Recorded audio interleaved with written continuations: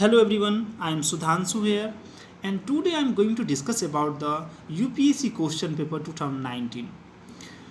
ये जो आज का मेरा जो लेक्चर है, इस लेक्चर में मैं यूपीएससी क्वेश्चन पेपर 2019 का एनालिसिस तो करूंगा ही, साथ साथ उस क्वेश्चन का सोर्सेज बताऊंगा कि यूपीएससी क्वेश्चन कहाँ से पूछती है। और बहुत सारे स्टूडेंट हमेशा पूछते हैं कि सर करेंट अफेयर्स कितने मंथ का प्रिपेयर करना चाहिए और 2020 में कहाँ तक करेंट अफेयर्स आएगा और किस टाइप का क्वेश्चन पूछा जाएगा और कहाँ से मैं पढ़ूँ। तो ये सब जो आपके डाउट हैं इस लेक्चर के बाद आपका क्लियर हो जाएगा। तो लेट्स स्टार्ट। देखिए, ये क्वेश्चन 2019 प्रीवियस पेपर का है जो लास्ट ईयर पूछा गया था। क्वेश्चन है which article of the constitution of India safeguards one's right to marry the person of one's choice. अब यहाँ पे option article 19, article 21, article 25, article 29। इसका करेक्ट आंसर होगा article 21। Okay, option number B. अब आपके मन में आ रहा होगा सवाल कि पॉलिटी में बहुत सारा टॉपिक है, लेकिन ये टॉपिक फंडामेंटल राइट में, वो भी आर्टिकल 21 से क्वेश्चन क्यों पूछा गया। तो सबसे पहले मैं इसका जवाब बताऊं कि ये न्यूज़ में था, क्योंकि पॉलिटी स्टैटिक पार्ट हो चाहे करंट अफेयर्स हो, वहाँ पे जो भी क्वेश्चन पूछे जाते हैं जनरली उसका जो सोर्सेज होता है करंट न्यूज़ होता है, करंट इशूज होता है। ठीक है, तो हम देखते हैं इसका सोर्सेज क्या था। यहाँ पे मैं पेपर कटिंग आपको यहाँ पे दिखा रहा हूँ, स्क्रीन पर आपको दिख रहा होगा इंडियन एक्सप्रेस का। अब सबसे पहले मैं ये डेट बताना चाहता हूँ। डेट इसलिए इंपॉर्टेंट है, आपको पता लगे कब तक का तैयारी करना। ये अप्रैल 10 2018 का न्यूज़ है। अब देखिए, सबसे पहली बात, ये अप्रैल 10 मतलब 2018 में का न्यूज़ है और एग्ज़ाम कब हुआ था प्रीलिम का, 2019 जून में हुआ था। तो देखिए लास्ट 14 मंथ का ये न्यूज़ है। तो सबसे पहले ये न्यूज़ क्या था, right to marry persons of one choice is integral to right to life and liberty, Supreme Court and Hadiya case. Supreme Court के पास एक केस था हादिया केस, वो काफ़ी न्यूज़ में था और बहुत सारे न्यूज़पेपर में ये पब्लिश भी हुए थे। इसके नीचे भी देख सकते हैं कि इंडियन एक्सप्रेस का था। तो ये 2017 से केस होके इसका फाइनलाइज जो हुआ था, फाइनल जजमेंट, वो 2018 में हुआ था और अप्रैल में ये न्यूज़पेपर में आया था, जिसमें बताया गया था कि the right to marry a person of one choice is integral to article 28 right to life and liberty of the constitution. तो ये जो न्यूज़ में था, यहाँ से क्वेश्चन लाके पूछा यूपीएससी ने। तो आप देख सकते हैं कि न्यूज़पेपर या करंट इशूज़ में जो क्वेश्चन आते हैं, वहाँ से इशूज़ जो आते हैं वहाँ से क्वेश्चन पूछे जाते हैं। नेक्स्ट क्वेश्चन है, देखिए इसका मैंने यहाँ पे सोर्सेज भी बताया है। इस लिंक पे जाके आप इंडियन एक्सप्रेस का आर्टिकल वो देख सकते हैं। ये हादिया केस के बारे में पूछा गया था और ये न्यूज़ कब का था, ये अप्रैल 2018 का था। मतलब एग्जाम से आप लगभग अराउंड 14 मंथ पहले तक का न्यूज़ हम बोल सकते हैं कि रेडी करना है। नेक्स्ट है आपका क्वेश्चन, देखिए consider the following statement, petroleum and natural gas regulatory board is the first regulatory board setup by the government of India. Next है इसका statement, one of the task of PNGRB is to ensure competitive markets for gas. And next, appeals against the decisions PNGRB go before the appellate tribunals for electricity. अब ये जो question आया था ये भी news में था और इसका करेक्ट आंसर मैंने यहाँ पर दिया, लेकिन मैं बताऊँ कि आंसर कैसे है। इससे पहले भी मैंने लेक्चर बता चुका है एलिमिनेट करने का। अगर आपको क्वेश्चन के बारे में बेसिक नहीं पता है, उसके बावजूद भी आप क्वेश्चन को बना सकते हैं और यहाँ पर हम लोग ट्रिक लगाने का कोशिश करते हैं।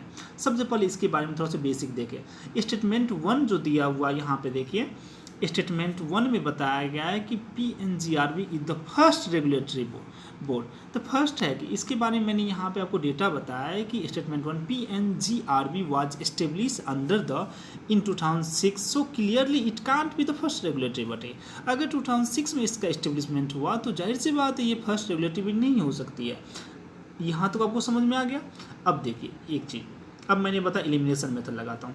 अगर यहाँ पे मेरा फर्स्ट नहीं होगा, फर्स्ट जो होगा वो नहीं होगा, सेकंड थर्ड के बारे में बात नहीं कर रहा हूँ, तो फर्स्ट अब नहीं होगा तो इसमें फर्स्ट स्टेटमेंट ये भी नहीं होगा, सी भी नहीं होगा, डी भी नहीं होगा। तो ऑप्शन क्या बच रहा है मेरा, बी। और इसका करेक्ट आंसर क्या है, option number B is the correct answer. B इसका करेक्ट आंसर हो जाएगा। ओके, तो सबसे पहले हम देख सकते हैं कि इस तरह से एलिमिनेट भी कर सकते हैं अगर आपको बेसिक थोड़ा सा पता है तो, और एलिमिनेशन टेक्निक मैंने बताया भी है। तो देखिए ये जो न्यूज़ में था ये कब का न्यूज़ में था। आप देखिए यहाँ पे PNGRB.gov.in गवर्नमेंट की साइट, इस साइट पे भी जाके आपको ये मिल सकता है। ये न्यूज़ में था, ये जून का न्यूज़ में था।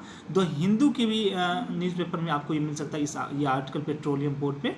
ठीक है, और ये 3 लिंक मैंने यहाँ पे दिया, इस पर आपको ये इन्फॉर्मेशन आपको मिल जाएगा। ये भी न्यूज़ में था। नेक्स्ट क्वेश्चन है, नेक्स्ट क्वेश्चन हम देखते हैं, recently India sign a deal known as action plan for prioritization and implementation of cooperation areas in the nuclear field with which of the following countries। अब ये question था, इसका option था Japan, Russia, the United Kingdom, the United States of America. इसका correct answer Russia होगा। अब आपको पता होना चाहिए कि रसिया क्यों होगा और ये न्यूज़ में आखिर था और कब का न्यूज़ में था। देखिए यहाँ पे मैंने द हिंदू का आर्टिकल आपको कटिंग यहाँ पे दिखा रहा हूँ। ये जो है, अब सबसे पहले इसको मैं थोड़ा बड़ा करूँ, आपको दिखेगा ये अक्टूबर 5, 2018 का न्यूज़ है। अब आपको समझ में आएगा कि अक्टूबर 5, 2018 का तो लास्ट वन ईयर के अंदर का न्यूज़ है और इसमें डायरेक्टली क्लियर बता दिया है कि Russian nuclear reactor in India. ठीक है, तो इंडिया, आप ऊपर का लाइन देखेंगे, India and Russia on Friday following their 19th edition of the joint summit inked an action plan for expanding civil nuclear partnership. ठीक है, तो यहाँ भी क्वेश्चन क्या था, action plan for implementation of cooperation areas, तो इसका करेक्ट आंसर क्या होगा, रसिया होगा। ओके, अब देखिए इसका जो मैंने सोर्स है वो द हिंदू के साथ साथ इकोनॉमिक टाइम्स में भी ये पब्लिश हुआ था। यहाँ से भी आपको ये इन्फॉर्मेशन मिल सकता था, देख सकते हैं करेंट अफेयर्स यहाँ से बनाया गया है। नेक्स्ट क्वेश्चन आपका कि which one of the following suggested that the governor should be an eminent person from outside the state and should be a detached figure without intense political inks or should not have taken parts in politics in the recent past। अब ये जो question है, कौन सा committee थे, कौन सा commission या कमेटी जिन्होंने सजेस्ट किया था गवर्नर के अपॉइंटमेंट के लिए कि वो क्या हो, आउटसाइड स्टेट हो, साथ ही साथ क्या हो, विदाउट इंटेंस पॉलिटिकल लिंक हो। तो सबसे पहली बात यहाँ पे ऑप्शन दिया था, first administrative reforms commission 1966, Rajamannar committee 1969, Sarkaria commission 1983, national commission to review the working of the constitution 2000। अब इसका करेक्ट आंसर होगा सरकारिया कमीशंस। ठीक है, अब सरकारिया कमीशन ने क्या क्या उस पर सजेस्ट किया था, यहाँ पे आपको 4 पॉइंट इंपोर्टेंट मिलेंगे। The commission had made specific recommendation in regard to the role of the governor that a person to be appointed as a governor should be. First था an eminent person in some walk of life, second a person not belonging to the same state. अब यहाँ पर वो बात कर रही जो question में था कि सेम स्टेट से बिलोंग ना करे।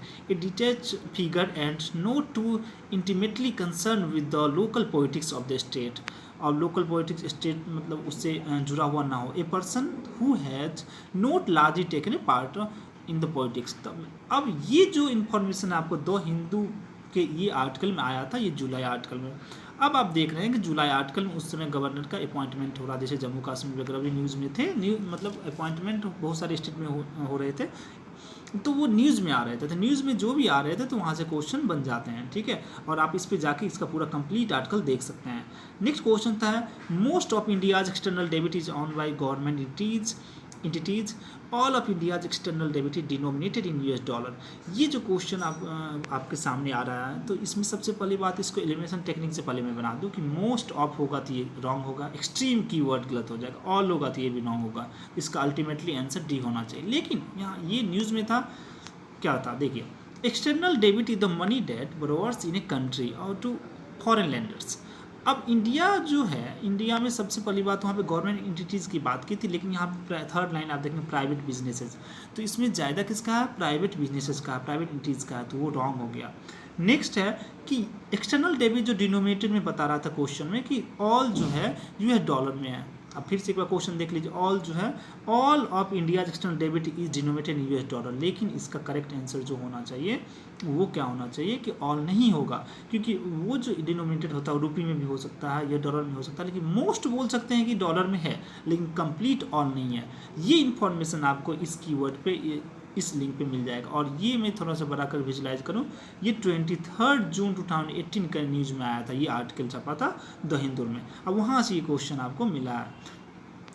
नेक्स्ट देखिए, यहाँ पे मैंने RBI की साइट से प्रेस रिलीज 2017-18 का दिया है, तो यहाँ पर भी आपको एक्सटर्नल डेबिट के बारे में बताया गया है, ये भी इन्फॉर्मेशन आपको मिल जाएगा, लेकिन इतना आपको नहीं देखना। ठीक है, आपको बस ये मैं बता रहा हूँ कहाँ से क्वेश्चन आ रहा है। नेक्स्ट क्वेश्चन है, as per the law the compensatory afforestation fund management and planning authority exist at both national and state level.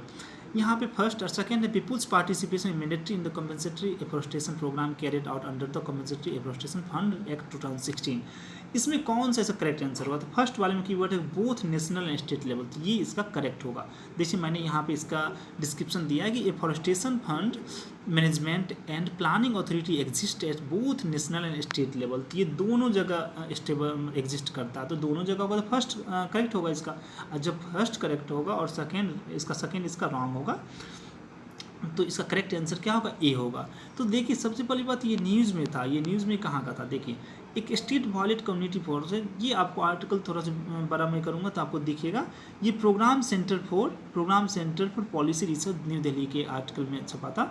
अब देखिए यहाँ पे आपको दिखा होगा another incident Orissa forest officials फरवरी में जो बताया गया था, लेकिन ये आर्टिकल आपको उतना नहीं ध्यान देना। इसका देखिए सबसे पहले मैंने लिंक यहाँ पे बताया कि PRSindia.org पे भी आपको ये मिल जाएगा, और ये भी साइट पे मिल जाएगा, ठीक है, फॉरेस्ट राइट्स के बारे में बताया गया था। तो ये भी आपका इंपॉर्टेंट न्यूज़ था। तो हम लोग देख रहे हैं कि जो भी इंपॉर्टेंट न्यूज़ है वो 1 ईयर से लेकर मतलब 12 मंथ से लेकर 14 मंथ तक का हमको मतलब कवर करना ही पड़ेगा, क्योंकि वहाँ से क्वेश्चन बन जाते हैं, ठीक है। और जो भी क्वेश्चन 2019 के और सारे क्वेश्चन उनके सोर्सेज में जल्द आपको इस चैनल पे अवेलेबल करवाऊँगा। Thank you so much, happy learning.